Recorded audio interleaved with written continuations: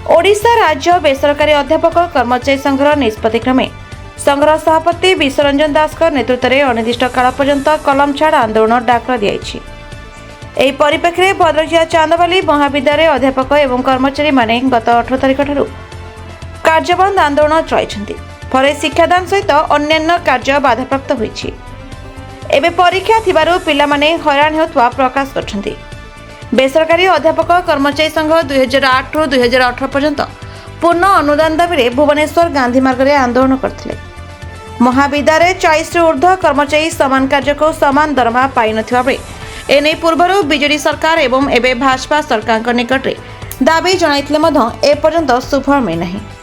हमर दाबी एक्चुअली होची 2008 रो 18 ग्रांटीनेट पॉलिसी आनिबा किंतु सरकार ए ग्रांटीनेट पॉलिसी आनु नाहंती। पूर्व सरकार हमको बारंबार एथिरे धोखा देई छंती।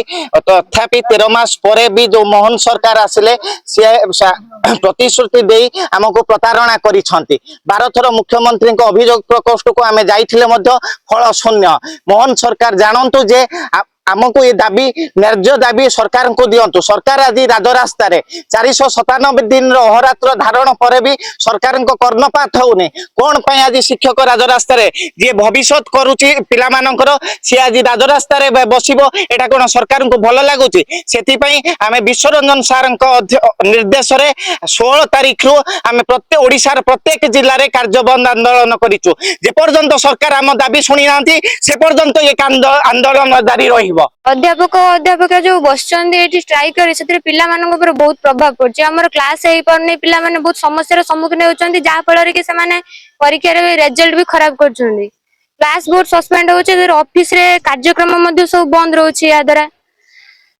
मु सरकार को अनुरोध करबा को चाहिबी जे हमर अध्यापक और अध्यापिका जो सकाळ 8:45 आसिक जो सकाळ 5:30 5टा पर्यंत बसुचंदी तेणु तांका पय किछि न्याय करंतु। जे जते बेला हमको पाठ पढौचन जते बेला अध्यापक और अध्यापिका पिला मानक मध्ये पात्र अंतर देखु नांदी ताले सरकार कोन पय अध्यापक और अध्यापिका मानक मध्ये पात्र। चांदबाली सुजकांत महाइक report the Republic Odisha 24 news.